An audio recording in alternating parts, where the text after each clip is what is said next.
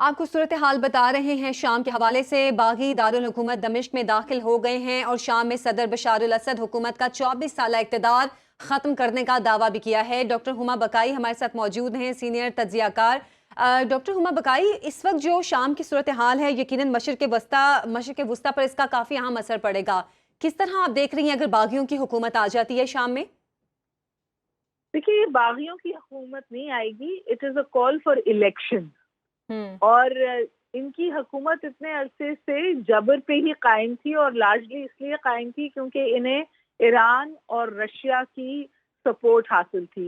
Revolution जो था वो कई दफा उठा है, कई दफा 2012 में भी, 2016 में भी, फिर 2017 में प्यूटिन खुद सीरियन पॉलिटिक्स का हिस्सा बन गए और उन्होंने रिबेल्स के खिलाफ सपोर्ट की। एरियल फायरिंग में बशारुल असद की हुकूमत को सपोर्ट करके उसे कायम रखा, क्योंकि ये दोनों जो हैं वो कमजोर पड़ गए हैं।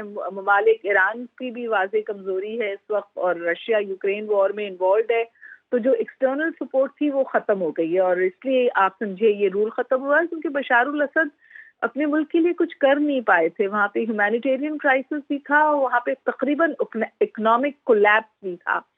और अब इलेक्शंस की बात हो रही है। जो जो एक एक सूरत हाल मखदूश है वो इस तौर है कि इस वक्त ये तमाम फोर्सेस जो छोटे छोटे ग्रुप्स पे हैं, कंप्राइज करते हैं, ये सब जुड़ गए थे बशारुल असद के खिलाफ। अब इलेक्शंस हों, वो स्मूथली हो जाएं, ट्रांजिशन ऑफ पावर हो जाए, ये बहुत बड़े सवाल आते हैं। लेकिन ये इजराइल की जीत, इसे समझ लीजिए, क्योंकि हम्म। इजराइल का ये थ्रस्ट था कि जो मिडल ईस्ट में बढ़ता हुआ असर रसूख है ईरान का और रशिया का भी, इन समवेज उसको कम किया जाए। डोनाल्ड ट्रंप ने रेवोल्यूशन को सपोर्ट किया है, लेकिन उसके साथ साथ अपनी ट्वीट में ये भी कहा है कि अमेरिका को इसका हिस्सा नहीं बनना चाहिए। तो मेरा ख्याल है कि डेवलपिंग स्टोरी है, इंटरेस्टिंग डायनेमिक्स हैं, लेकिन ये बात जरूर है कि बशारुल असद की और एक बहुत छोटा सा ग्रुप था जिस क्लैन को वो बिलोंग करते थे, वो सिर्फ 10% हिस्सा था सीरिया में जो दीगर एथनिसिटीज हैं। तो इन सम वेज वो जो अथॉरिटेरियन कंट्रोल था वो खत्म हुआ है। एक बहुत बड़ा प्रिजन था जो स्लॉटर हाउस के नाम से मशहूर था, उसको भी तोड़ दिया है उन्होंने, लोगों को फ्री कर दिया है। तो ऐसे ऐसे लोग बाहर निकले हैं जो 40-40 साल से कैद में थे।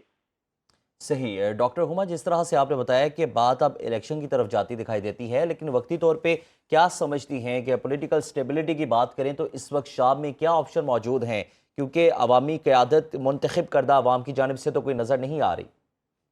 नहीं जी, अभी उन्होंने अभी कंट्रोल जो है वो कंट्रोल का ऐलान किया है शायद प्राइम मिनिस्टर ने, और इलेक्शन का वादा किया है।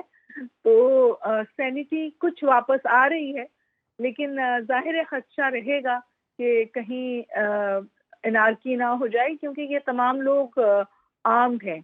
और जो वजीर आजम है मोहम्मद गाजी जलाली, उन्होंने कहा है कि मैंने मुल्क नहीं छोड़ा है।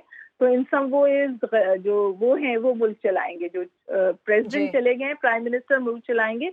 और उन्होंने फौरी तौर पे कह दिया है कि मैं ताउन के साथ तैयार हूँ इन रेबल ग्रुप्स के साथ। तो अब वो रिप्रेजेंटेटिव्स इन सम वेज उभरे हैं, जो उनको पहले कहा जाता था कि वो बलवाई हैं, टेररिस्ट हैं और रेबल्स हैं। अब वो टाइटल्स अब आपको सुनने को ठीक नहीं है, मिलेंगे, बहुत और बहुत शुक्रिया सरकारी डॉक्टर हुमा बकाई हमारे साथ मौजूद थी।